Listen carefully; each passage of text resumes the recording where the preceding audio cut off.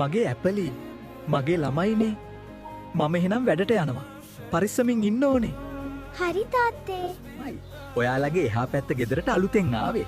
අනේ කොච්චර හොඳද? ඕන වෙලාවක ඔයාලා මෙහෙ ඇවිල්ලා යන්න. දවල්ට එහෙම ගෙදර තනියෙන්ද ඉන්නේ එතකොට?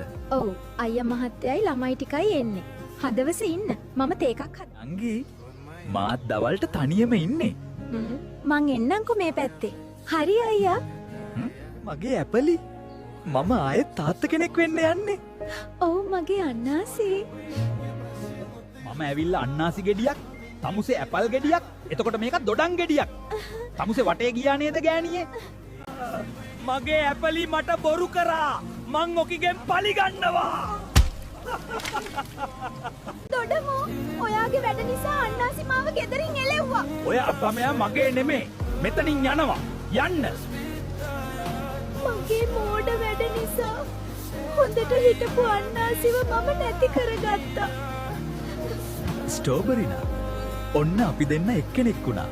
අපිට දැන් සතුටින් ඉන්න පුළුවන්. අව් මගේ අන්නාසියෝ.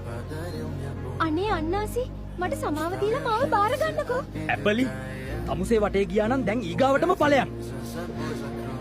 ස්ට්‍රෝබරිනා ඔයා ඔය කාත් එක්කද කෝල් එකේ ඔන්නේ? මේ මගේ දුරින් නෑ. වෙන අයිය කෙනෙක් එක්ක. අන්නාසියෝ. ස්ට්‍රෝබරිනා ඔන්න ඔයා රෑ කිව්වා වගේම මම ඔයාව බලන්න ආවා. එන්න මගේ කෙහෙලෝ අපි සැපක් දාමු. ගිහි. ස්ට්‍රෝබරිනා ඔයාට මොකද වුනේ බබා? අනේ අන්නාසියෝ මගේ ඇඟට පණ නෑ වගේ නිකන්. ඔන්න අපි යමු දැම්ම හොස්පිටල් එකට. අන්නාසි මහත්තයා මගෙන් සුබ පැතුම්. ඔයා තාත්ත කෙනෙක් වෙන්න යන්නේ.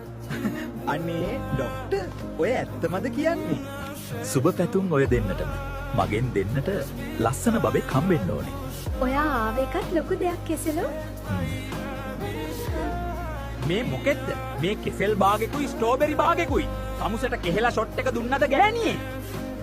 කෙසෙලෝ තමුසේ ෂොට් එක දුන්න ස්ට්‍රෝබෙරිටයි ළමයයි තමුසෙම මේ දෙන්නව තියාගන්නව.